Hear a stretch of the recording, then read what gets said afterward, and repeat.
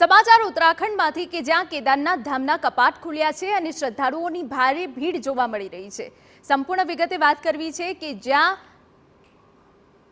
વૈદિક મંત્રોચ્ચાર બાદ સવારે 7 કલાકે મંદિરના દ્વાર ખોલાયા। મંદિરમાં પ્રવેશ બાદ રુદ્રાભિષેક શિવતાંડવ સ્ત્રોતનું પઠન કરાયું। હવે 6 મહિના સુધી ભક્તોને થશે બાબા કેદારનાથના દર્શન। પ્રથમ દિવસે જ મોટી સંખ્યામાં કેદારનાથના દર્શનની શ્રદ્ધાળુઓ પહોંચ્યા છે।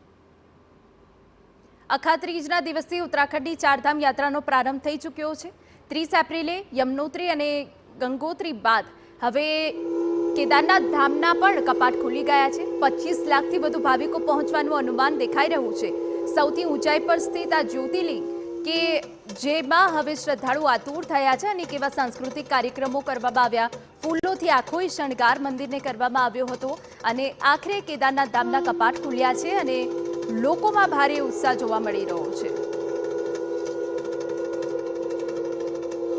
आज यात्रा प्रारंभ हो गई है, बाबा के द्वार खुल गए हैं, तो यात्रा अच्छी होगी। हम सभी देशवासियों का, सभी श्रद्धालुओं का सबका स्वागत करते हैं।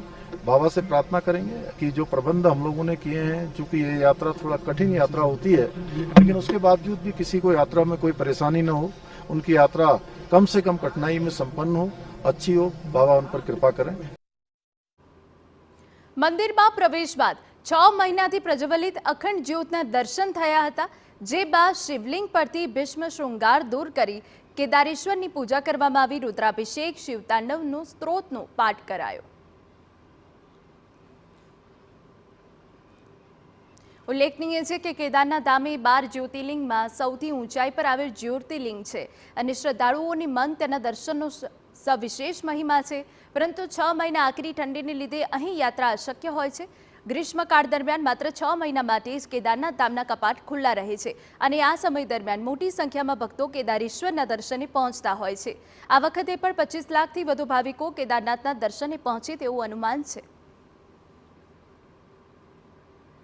તો સૌથી ઊંચાઈ પર સ્થિત જ્યોતિર્લિંગના દર્શન માટે શ્રદ્ધાળુઓ આતુર બન્યા હતા।